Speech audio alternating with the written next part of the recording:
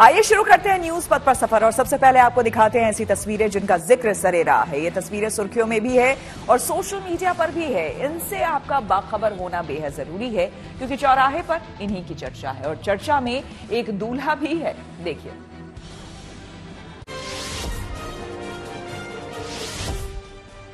संसद के शीतकालीन सत्र के पहले दिन तेलुगु देशम पार्टी के सांसद अप्पाला नायडू चर्चा में आ गए। दरअसल वो साइकिल चलाकर संसद पहुंचे। इस दौरान उन्होंने बताया कि वो प्रदूषण के खिलाफ सभी को जागरूक करना चाहते थे, लिहाजा उन्होंने गाड़ी के बजाय साइकिल से संसद तक सफर किया। संसद परिसर में पहुंचने पर उन्होंने सभी का ध्यान अपनी ओर खींचा। यहाँ वो पीले कुर्ते और पीली साइकिल पर बैठे नजर आए।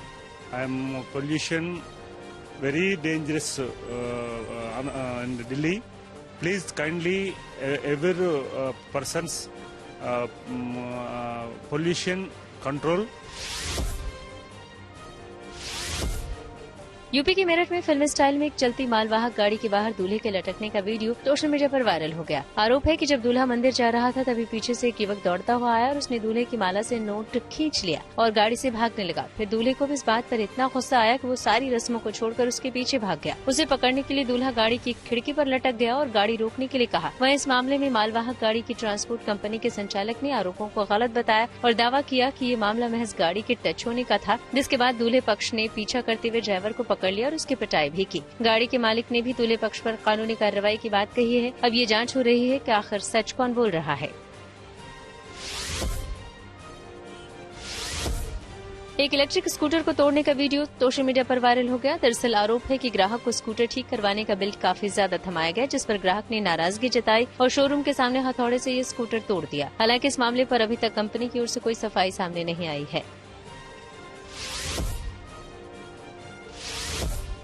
यूपी के कानपुर में जीआरपी के जवानों ने सतर्कता दिखाते हुए एक महिला की जान बचा ली। ये मामला कानपुर सेंट्रल रेलवे स्टेशन का है, जहां दिल्ली जाने वाली श्रम शक्ति ट्रेन के अंदर ये महिला खड़ी थी तो प्लेटफॉर्म पर उसका बच्चा खड़ा था। इसी दौरान ट्रेन चलने लगी और महिला भी ट्रेन के दरवाजे से नीचे आने लगी, लेकिन ट्रेन चल रही थी। ऐसे में महिला ट्रेन और प्लेटफॉर्म के बीच के गैप में फंस गयी। ऐसे में वहाँ खड़े जवानों ने तुरंत महिला को निकाल लिया।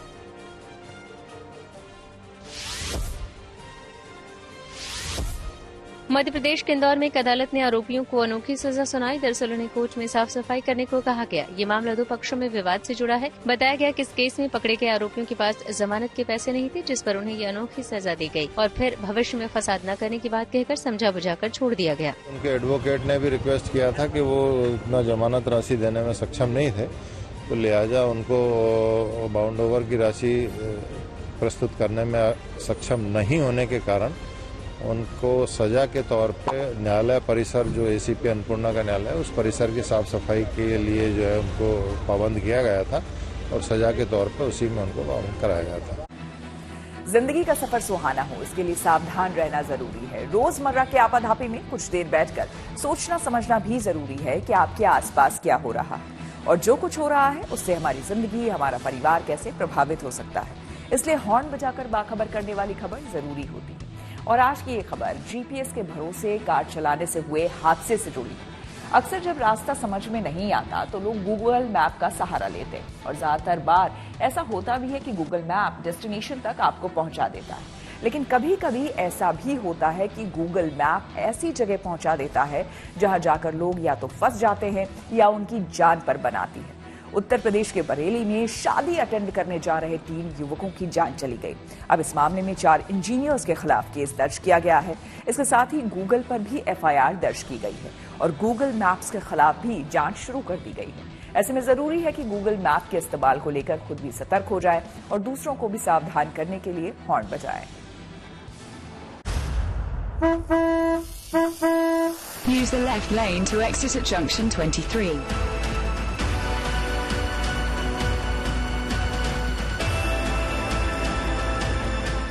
GPS signal lost.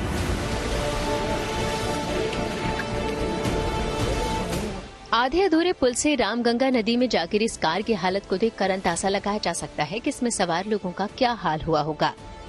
लेकिन इससे भी बड़ा सवाल गूगल मैप को लेकर उठ खड़ा हुआ है।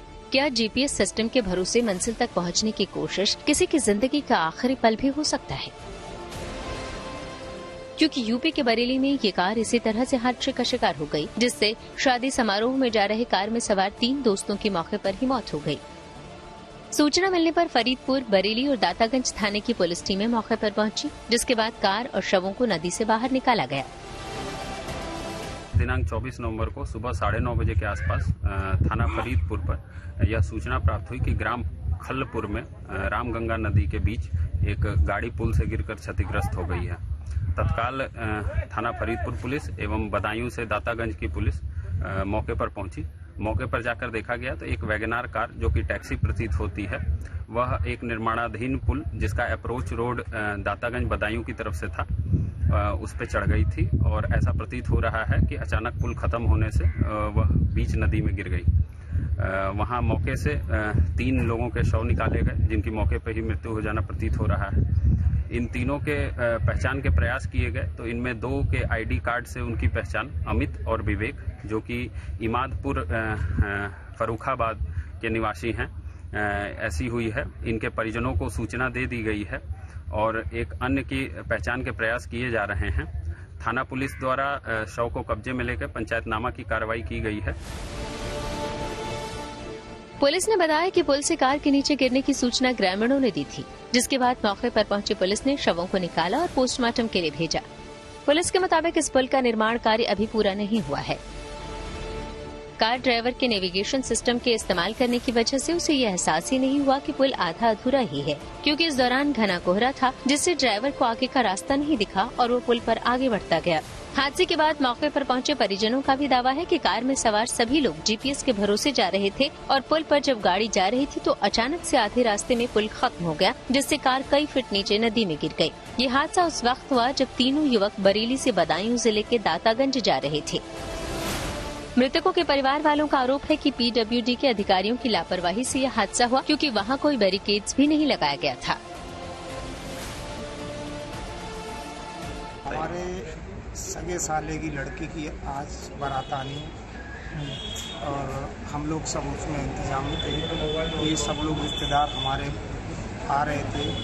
ये नोएडा से आए हैं और रहने वाले हैं इमादपुर हीरामणि गांव है और जिला फर्रुखाबाद में। तो ये सब लोग जो है वहाँ से आ रहे थे दिल्ली की तरफ से और दातागंज के पास में जो है पुल लगता है, मुड़ा पुल बोलते हैं जिसे, तो उस पर प्रशासन की इतनी लापरवाही है कि ये अपराध जो हुआ है सब पीडब्ल्यूडी की कमी से हुआ है और हमारे जितने भी ये अधिकारी लोग हैं पीडब्ल्यूडी के सब सारा दोष इन्हीं को ऊपर जाता है। और डीएम साहब से मेरी रिक्वेस्ट है कि मेरे साथ तो ये घटना घटी है और आगे और लोगों के सामने ना घटे। मुझे तो बहुत बड़ा दुख है, आगे होगा उनको भी दुख होगा और तुरंत इनके ऊपर कड़ी से कड़ी कार्रवाई की जाए। जो भी जो इंजीनियर है या पीडब्ल्यूडी का कोई बड़ा अधिकारी है तो उसके लिए तुरंत पनिशमेंट मिलना चाहिए। इस घटना के बाद से लोगों की तरफ से सोशल मीडिया में तरह तरह के कमेंट सामने आ रहे हैं। यूजर्स की तरफ से लोगों से अपील की जा रही है कि वो गूगल मैप के भरोसे ही न चलें। एक यूजर ने एक्स पर लिखा, गूगल बाबा पर ज्यादा भरोसा ठीक नहीं है, अपना पुराना तरीका ही सटीक है, पूछो और आगे बढ़ो। गूगल मैप ने आधे बने पुल का रास्ता दिखाया, गाड़ी रफ्तार से आगे बढ़ी और नीचे गिर गई, तीनों की मौत हो गई। एक अन्य एक्स यूजर ने सवाल खड़ा करते हुए पोस्ट किया है कि गूगल मैप ज्यादा खतरनाक है या सरकारी भ्रष्टाचार। ऐसे में इस हादसे के बाद बहुत से लोगों के मन में ये सवाल उठ रहा है कि गूगल मैप को आखिर हर रास्ता कैसे पता होता है और किस तरह से गूगल हर नक्शा तैयार कर लेता है। हालांकि इस राह में कई धोखे हैं। इस मुफ्त सर्विस ने लोगों को कभी कभी ऐसे जगहों पर फंसाया है जहां से आगे रास्ते बंद हो जाते हैं। वहीं जानकारों की माने तो ऐसा जरूरी नहीं है कि गूगल का अनुमान हमेशा सटीक ही हो। कई बार ऐसा हो सकता है कि उसके बताए आंकड़े गलत साबित हों, जिसकी कई टेक्निकल वजह हो सकती हैं। तो फ्लाईओवर के पहले किस तरह से ये स्लाइड राइट स्लाइड लेफ्ट का जो कंफ्यूजन है वो कैसा होता है वो आपको हम समझाने की कोशिश कर रहे हैं। हालांकि हम सभी जानते हैं गूगल मैप कैसे काम करता है, लेकिन ये फ्लाईओवर या अंडरपास के पहले का जो कंफ्यूजन है स्लाइड राइट स्लाइड लेफ्ट का, वो असल में आपको तब ज्यादा और कंफ्यूज कर देता है जब आप किसी नए शहर में होते हैं, नई लोकेशन पर होते हैं या किसी नए एड्रेस पर आप जा रहे होते हैं। हम यहाँ से आगे बढ़ रहे हैं, सामने हमारे एक फ्लाईओवर पड़ने वाला है और देखते हैं कि गूगल मैप क्या बोलता है और कैसे कोई कंफ्यूजन क्रिएट होता है। अब ये मजे की बात देखिए आप, सामने फ्लाईओवर है, उसके बगल से एक रास्ता भी जा रहा है, लेकिन ये गूगल मैप कुछ बोल ही नहीं रहा है। ये देखिए, हमने फ्लाईओवर पकड़ लिया, बकायदा बगल से भी रास्ता जा रहा था, लेकिन गूगल मैप ने कुछ बोला ही नहीं, कुछ बताया ही नहीं कि हमें क्या करना है। ये सबसे बड़ी दिक्कत है। कई बार ये नेटवर्क इश्यू होता है, हालांकि मेरे फोन में अभी नेटवर्क पूरे आ रहे हैं, लेकिन आप सोचिए आप किसी नई लोकेशन पर हैं और इस तरह से जब गूगल मैप कुछ बताए ही ना, आपको दो रास्ते दिखाई पड़ रहे हो, तो ऐसे में आप क्या करेंगे। एक आम सोच ये होती है कि भाई ये फ्लाईओवर है, ये रास्ता अच्छा होगा तो इसके ऊपर से ही ले लो, लेकिन आप देखिए कि हम ऐसी लोकेशन पर थे जहां पर फ्लाईओवर था और उसके नीचे से भी बाईं तरफ से रास्ता जा रहा था, लेकिन गूगल मैप कुछ बोला ही नहीं कि हमें किस रास्ते पर जाना है। तो ये कहीं ना कहीं कई बार गूगल मैप भी इस तरह से करता है, जिससे कंफ्यूजन जो आपका होता है वो और बड़ा हो जाता है। हालांकि इससे इनकार नहीं किया जा सकता कि गूगल मैप एक बेहद उपयोगी टूल है, लेकिन इस पर पूरी तरह भरोसा करना हमेशा सही नहीं होता। गूगल मैप हर समय अपडेट होता रहता है, लेकिन फिर भी कभी कभी इसमें गलतियां हो सकती हैं। खासकर छोटी सड़कों या नए बने इलाकों में इससे परेशानी होती है। कभी कभी गूगल मैप अधूरे पुल या खतरनाक रास्तों को भी दिखा सकता है, इसलिए हमेशा सावधानी बरतें और अपने आसपास के इलाके और रास्तों का जरूर ध्यान रखें। गूगल एक फ्री सेवा है आम जनता के लिए, और उसमें कई सारे डिस्क्लेमर्स हैं। उसकी जो एक्यूरेसी है वो 100% नहीं होती है, वो एक अप्रॉक्सीमेशन है, करीब करीब, जिसमें कई बार सड़कों पर बाधाएं होने की सूचना मिलती है, सड़कें टूटी हुई होती हैं।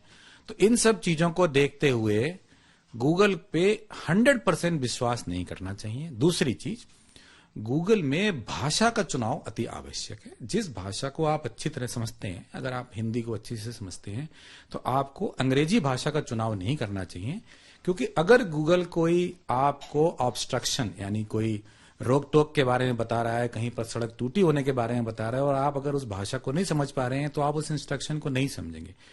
तीसरी बात, अक्सर लोग गूगल के इंस्ट्रक्शन या वार्निंग को इग्नोर कर देते हैं, क्योंकि वो सही भी हो सकती है, नहीं भी हो सकती है। गूगल कोई रियल टाइम आपको डेटा नहीं दे रहा है। वो 6 मिनट पुराना, 6 घंटे पुराना या 6 दिन पुराना भी हो सकता है, और वो सैटेलाइट मैपिंग है, तो उसकी एक्यूरेसी बहुत ज्यादा मिनट टू मिनट या मीटर टू मीटर मानकर नहीं चला जाना चाहिए। इस घटना से ये साबित होता है कि गूगल मैप पर आंख बंद करके भरोसा नहीं किया जा सकता। ऐसे में जरूरी है कि गूगल मैप के इस्तेमाल को लेकर खुद सतर्क हो जाएं और दूसरों को भी सावधान करने के लिए हॉर्न बजाएं।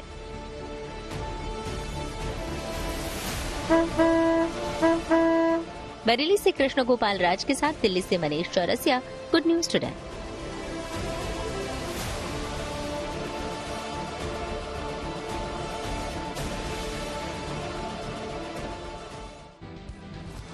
और इस हादसे के बाद आपको बता दें, गूगल ने बयान जारी करके कहा है कि जीपीएस की त्रुटि के कारण बरेली में घातक सड़क हादसा हुआ।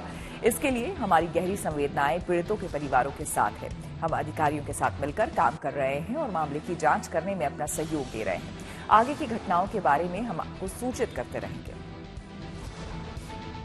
दिल्ली एनसीआर में मंगलवार को भी नहीं खुलेंगे स्कूल। आइए सीधे आपको लिए चलते हैं न्यूज एक्सप्रेसवे पर, जहां देश भर की कुछ और जरूरी खबरें कर रही हैं आपका इंतजार।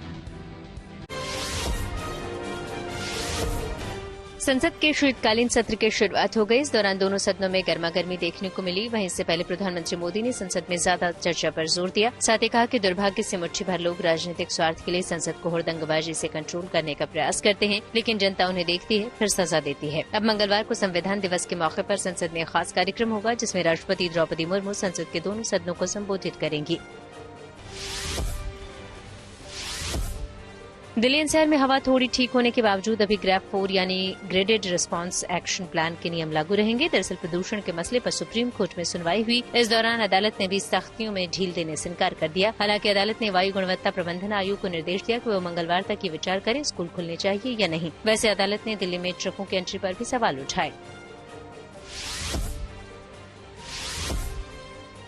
दिल्ली यूनिवर्सिटी छात्र संघ में बड़ा बदलाव देखने को मिला। दरअसल संघ के नतीजे घोषित कर दिए गए, जिसमें अध्यक्ष और संयुक्त सचिव पद पर एनएसयूआई ने बाजी मारी। अध्यक्ष पद पर एनएसयूआई के रौनक खत्री ने जीत हासिल की, जबकि एबीवीपी ने उपाध्यक्ष और सचिव पद जीता। जम्मू कश्मीर से सिक्किम तक देश के कई राज्यों में भारी बर्फबारी देखने को मिली। जम्मू कश्मीर के डोडा में कई सैलानी इस बर्फबारी का लुत्फ उठाते नजर आए। वहीं इस बीच बांदीपुरा गुरेज रोड से बीआरओ ने बर्फ हटा दी और वहां फंसे लोगों को निकाल लिया। उधर सिक्किम के नाथुला में भी बर्फबारी से शानदार नजारा देखने को मिला। रेल मंत्री अश्विनी वैष्णव ने सोशल मीडिया पर एक वीडियो शेयर किया और रेलवे कर्मचारी की तारीफ की। बताया गया कि एक बुजुर्ग रेल यात्री को चलती ट्रेन में दिल का दौरा पड़ गया था। इसी दौरान टीटीई ने सूझबूझ दिखाते हुए इस यात्री की मदद की और जान बचा ली। ये मामला आम्रपाली एक्सप्रेस का है। बांग्लादेश में हिंदुओं के खिलाफ बढ़ते अत्याचार के मामले उठाने वाले चटगांव इस्कॉन पुंडरीक धाम के अध्यक्ष चिन्मय प्रभु को गिरफ्तार कर लिया गया। चिन्मय प्रभु वहां शेख हसीना की सरकार हटने के बाद हिंदू मंदिरों पर हो रहे मामले को उठा रहे थे और हाल ही में 2 बड़ी रैलियां भी की थीं। इस बीच बांग्लादेश की लेखिका तस्लीमा नसरीन ने बांग्लादेश पुलिस के इस फैसले पर सवाल उठाए। और खबरों के एक्सप्रेस वे से आगे रुक करते हैं सियासी ढाबे का, जहां आज की सबसे दिलचस्प खबर मौजूद है। महाराष्ट्र की सियासत में मुख्यमंत्री पद को लेकर महायुति में खींचतान जारी है। महायुति ने 288 विधानसभा सीटों में से 235 सीटें जीतकर सबको चौंका दिया है, लेकिन बड़े बहुमत के बाद भी मुख्यमंत्री को लेकर कोई फैसला नहीं हो सका। अब सवाल उठ रहा है कि आखिर महायुति में मुख्यमंत्री को लेकर कहां पेच फंस गया है। क्या महायुति के घटक दल यानी कि बीजेपी, शिवसेना और एनसीपी के बीच मुख्यमंत्री पद को लेकर कुछ खटपट चल रही है, या फिर किसी फॉर्मूले के जरिए महायुति में इस मुद्दे को लेकर रास्ता तलाशा जा रहा है?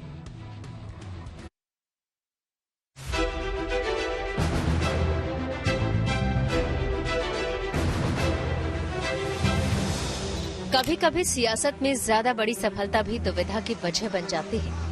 कुछ ऐसा ही महाराष्ट्र में हो रहा है। महायुति को प्रचंड बहुमत मिला है, इसलिए मुख्यमंत्री पद पर पेच फंस गया है। पोस्टर बैनर के जरिए मुख्यमंत्री पद की दावेदारी हो रही है।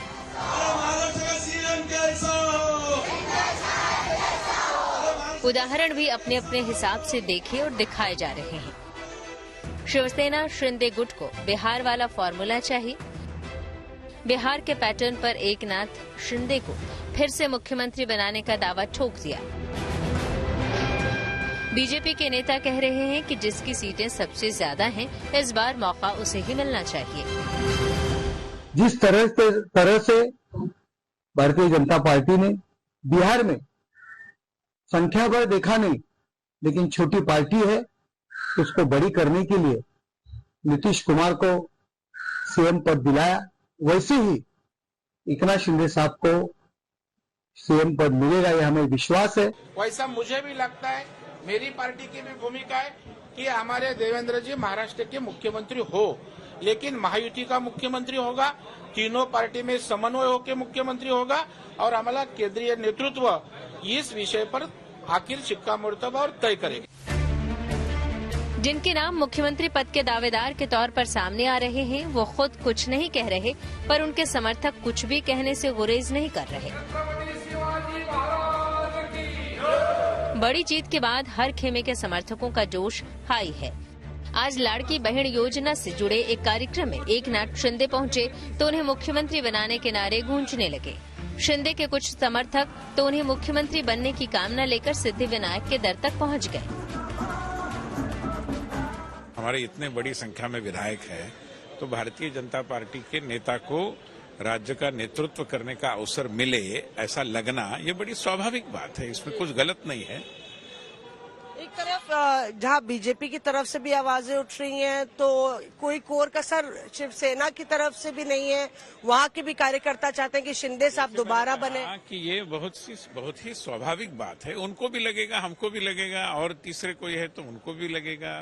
देखिए, भारतीय जनता पार्टी ने संगठन धर्म निभाने की कोशिश करने की एक परंपरा बनाई है, तो स्वाभाविक रूप में हम संगठन धर्म मतलब जो अलायंस धर्म है उसको साथ में लेकर जितनी सारी अटकलबाजियां चल रही है उनको समाप्त करेंगे। मुझे ऐसा लगता है कि हर पार्टी अपना अपना विधिमंडल पक्ष की मीटिंग बुलाएंगी, नेता चुना जाएगा, तीनों नेता साथ में बैठेंगे और हमारे जो श्रेष्ठी होते हैं उनके कान पे डालेंगे, और जो निर्णय विधिमंडल पक्ष के एमएलए का होगा वो ऊपर वाला बोला जाएगा और जो ऊपर वाले निर्णय करेंगे वो हमारा मुख्यमंत्री होगा, उसकी कोई चिंता नहीं करने की जरूरत। पर जो संख्या बल बीजेपी का आया अपने आप में, जो आप लोग का परफॉर्मेंस है बहुत ही दमदार रहा और एक तरीके से जो काडर है आपका वो ये मांग कर रहा है कि आप इस बारी कमान देवेंद्र फडणवीस साहब के बीजेपी नेता के हाथ में होनी चाहिए। देखिए, कार्यकर्ताओं की जो भावना है वो कोई गलत थोड़ी है। एक कार्यकर्ता के रूप में तो मेरी भी भावना वही है कि भाजपा का मुख्यमंत्री बनना चाहिए। पोस्टर, नारों और बयानों से ये साफ है कि एकनाथ शिंदे की शिवसेना की ओर से मुख्यमंत्री पद के लिए दबाव बनाने की तमाम कोशिशें हो रही हैं, लेकिन इन सब के बीच देवेंद्र फडणवीस की दावेदारी भी मजबूत हो गई है। खबर है कि अजित पवार देवेंद्र फडणवीस के समर्थन में आ गए हैं। दरअसल कल एनसीपी विधायक दल की बैठक थी और अजित पवार ने इस बैठक में तकरीबन ये साफ कर दिया कि चूंकि बीजेपी महायुति में सबसे बड़ी पार्टी बनकर उभरी है, इसलिए देवेंद्र फडणवीस को ही मुख्यमंत्री बनना चाहिए। Bharatiya Janata party has got 132 MLAs and they are the largest party. They were also the largest party in the outgoing coalition. Now that's all right. There's no real issue. There's not going to be any fight. Let people speculate. Discussions will take place and some formula will be worked out. वहीं Shiv Sena UBT ने तंज कसते हुए कहा कि शिंदे का काम खत्म हो चुका है, बीजेपी ने उनका इस्तेमाल कर लिया है। जवाब में शिवसेना शिंदे गुट ने नहले पर दहला जड़ते हुए दावा किया कि शिवसेना यूबीटी से तो अपना घर नहीं संभल रहा, उनके विधायक लगातार संपर्क में हैं। ये तो हम पहले से बोल रहे थे, चुनाव से पहले भी हमने कहा था, काउंटिंग के दिन भी कहा था, किसी भी हालत में एकनाथ शिंदे मुख्यमंत्री नहीं बनेंगे। अब उनका काम खत्म हो गया, उनको जितना इस्तेमाल करना था वो कर दिया, अब उनका काम नहीं है। एक सवाल ये कि कुछ ये बातें कही जा रही है आपके कुछ नेताओं के द्वारा कि कुछ यूबीटी के विधायक आप लोगों को संपर्क में है। वो तो संपर्क में है, लेकिन पहला हमारा मिशन अभी ये है, उसके बाद वो देखा जाएगा। तो संपर्क में उसके बारे में बता दीजिए कितने है ना। कल रात से ही शिंदे साहब के संपर्क में 4-5 MLAs है, उनका क्या करना है, कैसा पार्टी में लेना है, वो फाइनल बाद में किया जाएगा। महाराष्ट्र में 26 नवंबर को विधानसभा का कार्यकाल कल पूरा हो रहा है, लेकिन मुख्यमंत्री पद को लेकर महायुति में अब भी सस्पेंस बरकरार है। उम्मीद है अटकलों पर जल्द ही विराम लगेगा और नए मुख्यमंत्री के नाम का ऐलान होगा। Bureau report, good news today. News पथ के सफर में अब सोशल अड्डा का रुख करते हैं, जहां आज बात होगी इंडियन प्रीमियर लीग यानी कि आईपीएल के मेगा ऑक्शन की। अगले साल मार्च में होने वाले आईपीएल के लिए इस बार खिलाड़ियों की नीलामी सऊदी अरब के जेद्दा में हुई। आज और कल 2 दिन चली नीलामी में किस खिलाड़ी पर कितना दांव लगा, आइए आपको बताते हैं। तो आईपीएल नीलामी के पहले दिन यानी कि 24 नवंबर को सभी 10 टीमों ने कुल 467 करोड़ 95 लाख रुपए खर्च कर 72 खिलाड़ी खरीदे, जबकि 12 खिलाड़ियों पर कोई बोली नहीं लगी। वहीं दूसरे दिन यानी कि 25 नवंबर को 132 खिलाड़ी पर बोली लगनी थी, जिन्हें खरीदने के लिए सभी 10 टीमों के पर्स में कुल 173 करोड़ 55 लाख रुपए बचे थे। पूल में कुल 574 खिलाड़ी शामिल थे, इनमें 366 भारतीय और 208 विदेशी खिलाड़ी शामिल थे। पूल में शामिल कुल 574 खिलाड़ी में से 204 के लिए बोली लगनी थी, जिनमें 70 विदेशी खिलाड़ी भी थे। इस बार की नीलामी में ऋषभ पंत को लखनऊ सुपर जायंट्स ने रिकॉर्ड 27 करोड़ रुपए में खरीदा है और इसके साथ ही वो आईपीएल इतिहास के सबसे महंगे खिलाड़ी बन गए। इसके बाद श्रेयस अय्यर दूसरे सबसे महंगे बल्लेबाज बने, जिन्हें पंजाब किंग्स ने 26 करोड़ 75 लाख रुपए में खरीदा। आईपीएल 2025 में तीसरे सबसे महंगे खिलाड़ी ऑलराउंडर वेंकटेश अय्यर बने हैं, जो कि 23 करोड़ 75 लाख में कोलकाता नाइट राइडर्स के लिए खेलेंगे। इसके बाद गेंदबाज अर्शदीप सिंह और युजवेंद्र चहल 18-18 करोड़ रुपए में बिके। दोनों को पंजाब किंग्स ने अपनी टीम में शामिल किया है। इन टॉप 5 खिलाड़ी भारतीय खिलाड़ियों के बाद छठे सबसे महंगे खिलाड़ी इंग्लैंड के विकेटकीपर बल्लेबाज जोस बटलर बने हैं, जिन्हें गुजरात टाइटंस ने 15 करोड़ 75 लाख रुपए में खरीदा है। वहीं 7वें सबसे महंगे खिलाड़ी भारतीय बल्लेबाज केएल राहुल हैं, जिन पर दिल्ली कैपिटल्स ने 14 करोड़ रुपए का दाव लगाया है, जो कि टीम के नए कप्तान भी बन सकते हैं। वहीं 3 ऐसे विदेशी गेंदबाज हैं जिन्हें 12 करोड़ 50 लाख रुपए में खरीदा गया है, जिनमें जोश हेजलवुड को आरसीबी ने, जोफ्रा आर्चर को राजस्थान रॉयल्स ने और ट्रेंट बोल्ट को मुंबई इंडियंस ने खरीदा है। इस बार की नीलामी में सैम करन, वॉशिंगटन सुंदर और रोवमन पॉवेल जैसे ऑलराउंडर सस्ते में बिके हैं। इंग्लिश ऑलराउंडर सैम करन को 2 करोड़ 40 लाख रुपए में सीएसके ने खरीदा है। वहीं सुंदर वॉशिंगटन को गुजरात टाइटंस ने 3 करोड़ 20 लाख में और पॉवेल को 1.5 करोड़ रुपए में केकेआर ने खरीदा है। जबकि David Warner, Johnny Bairstow, Shardul Thakur, Prithvi Shaw, Ajinkya Rahane, Mayank Agarwal और केन विलियमसन जैसे दिग्गज खिलाड़ियों पर किसी टीम ने बोली नहीं लगाई। इसके अलावा आईपीएल ऑक्शन में 13 साल के वैभव सूर्यवंशी को राजस्थान रॉयल्स ने खरीदा। 1 करोड़ 10 लाख में खरीदे गए वैभव ऑक्शन में बिके अब तक के सबसे युवा खिलाड़ी हैं। जाहिर सी बात है, खिलाड़ियों की नीलामी के साथ ही आईपीएल को लेकर क्रेज बढ़ने लगा है। मेगा ऑक्शन को लेकर हमने कुछ क्रिकेट प्रेमियों से बात की और उनकी राय जानी।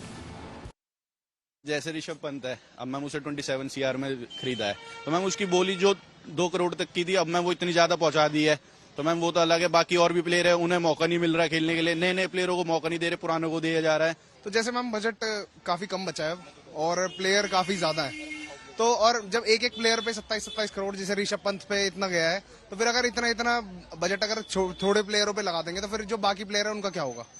तो फिर इस हिसाब से अब जैसे अब जो अच्छे प्लेयर है, क्रिस गेल, ये जो ऑलराउंडर है, अब उनका क्या है, उनको तो फिर चांस मिलने नहीं वाला, और मिलेगा तो कैसे मिलेगा, उनका बहुत लो बजट में आएगा। अब उन सबको आप सबको लगा लीजिए जो अच्छे प्लेयर इंटरनेशनल बचे हैं, तो अब आप ये लगा लो 10 टीमों के पास इतना लो बजट है, और जब एक प्लेयर पे आप 27 करोड़ रुपए लगाओगे तो फिर सारे प्लेयर कैसे लिए जाएंगे। सबको मौका मिलना चाहिए, सबके अंदर जैसे उनको प्राइस के हिसाब से खरीदा जाता है, सबके अंदर अपनी मोटिवेशन आती है कि हाँ मेरी इतनी वैल्यू समझ रही है टीम, मुझे इतने में खरीद रही है। अब ऐसे तो बेचारे वैसे ही रह जाएंगे। वो गेम अगर उनको किसी दूसरी टीम ने सस्ते में खरीद भी लिया तो उनकी होप टूट जाएगी ना, कि मतलब आगे वो गेम में इतना अच्छा परफॉर्म नहीं कर पाएंगे, कि उनके सामने उनसे कम जो भी कैपेबल प्लेयर्स हैं उनको ज्यादा वैल्यू दी जा रही है। जैसे कि मैडम देखा जा रहा है 132 प्लेयर अभी भी बच रहे हैं, और जिनमें से श्रेयस गोपाल हो गया, पीयूष चावला हो गया, जिनका बेस प्राइस ही 30 लाख 40 लाख रुपए। इन प्लेयर्स को सबसे पहले खरीदा जाना चाहिए था, लेकिन फिर भी इनकी जैसे बाकी प्लेयर सेलेक्ट कर लेगा, हार्दिक पांडे ये सब, पर इन्हें नहीं कर रहा है, क्या इनको मौका नहीं मिलेगा खेलने का। ऑक्शन पे मैं कहूंगा कि आरसीबी ने कोई प्लेयर नहीं लिए, ना उन्होंने कुछ करा, आरसीबी ऐसी बैठ रही, वार्नर जैसे प्लेयर अब भी ऐसे बैठे हैं, और जैसे हो गए कौन सा प्लेयर हुआ है मैक्सवेल को पता नहीं, मैक्सवेल दोबारा उसी पंजाब में चला गया, आधे तो ऐसे ही बैठे हैं। पंत को 27 करोड़ में खरीदेंगे 2-2 करोड़ के प्लेयर को, तो कहाँ से और प्लेयरों को कहाँ मौका मिलेगा। कुछ नहीं कह सकते, कुछ भी हो रहा है, कुछ भी मतलब अनएक्सपेक्टेड चीज हो रही है। आइए अब रुक करते हैं प्रगति मार्ग का, जहां ऐसी खबरें हैं जो कि देश की तरक्की, प्रगति और लोगों की काबिलियत दिखाती है। प्रगति मार्ग में आज बात जम्मू कश्मीर में चल रही एक नेक पहल की। दरअसल जहां स्पेशल बच्चों को भविष्य का सितारा बनाने की नेक पहल हो रही है। ये पहल की है छोटे तारे नाम की एक सामाजिक संस्था ने, जो मानसिक और शारीरिक रूप से कमजोर बच्चों को जीवन से संघर्ष का हौसला और हुनर सिखा रही है।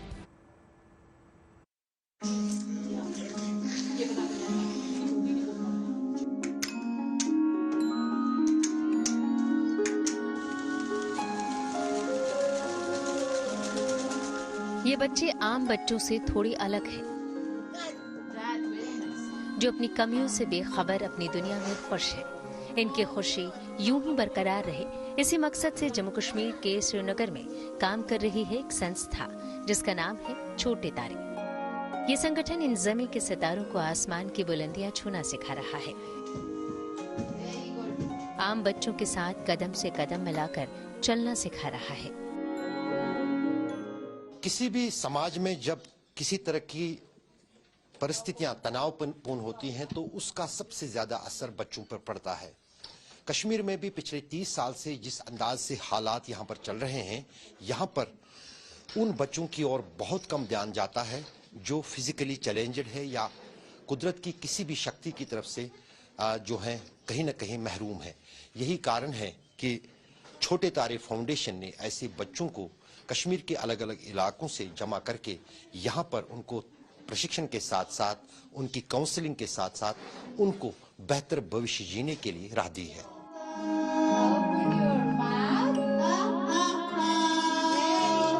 हालांकि ये संगठन यहाँ पिछले कई सालों से काम कर रहा है और सफलता की कई कहानियाँ इन्होंने लिख डाली है। यहाँ 100 से ज्यादा बच्चे हैं जो ट्रेंड टीचर्स के बीच रहकर जीवन में सफल होने का हौसला और हुनर सीख रहे हैं, और इस नेक काम में इन्हें सरकार का भरपूर सहयोग भी मिल रहा है। हमारे बच्चे पूरे कश्मीर रीजन से आते हैं, क्योंकि ये फैसिलिटी जम्मू कश्मीर में बहुत ही कम है। उसके साथ साथ बच्चे हमारे करीबन 100 के करीब बच्चे हमारे यहाँ जो डेली बेस पे आते हैं और जिनको हम पूरी रिहेबिलिटेशन देते हैं। बहुत सारी डिसेबिलिटी ऐसी होती हैं जिनको आप आइडेंटिफाई करके उस पर जब आप काम करेंगे तो उनमें इम्प्रूवमेंट आती है, वो मेन स्ट्रीम में जाते हैं। हर बच्चे का हमारा गोल रहता है और उस गोल को हम कोशिश करते हैं कि विद इन टाइम फ्रेम करके उसको हम अचीव करें, और उसकी हमारे पास बहुत सारी सक्सेस स्टोरियां हैं। और उसके साथ साथ गवर्नमेंट का जो इंक्लूसिव एजुकेशन है, इंक्लूसिव एजुकेशन को छोटे तारे बहुत ही ज्यादा बढ़ावा देता है। क्योंकि हर बच्चे की परेशानी अलग है, ऐसे में यहाँ हर बच्चे की डिसेबिलिटी के हिसाब से उस पर काम करने का लक्ष्य तय किया जाता है और फिर उसे सही समय में पूरा करने की कोशिश होती है। यहाँ काम करने वाले लोगों का मानना है कि पेरेंट्स के साथ बेहतर तालमेल से लक्ष्य तक पहुँचना आसान हो जाता है। जो हम बच्चों को रिहैबिलिटेशन रिजीम की जो हम बात करते हैं वो जैसे मैंने पहले भी कहा डिपेंड करता है कि बच्चा जितनी जल्दी आइडेंटिफाई होगा।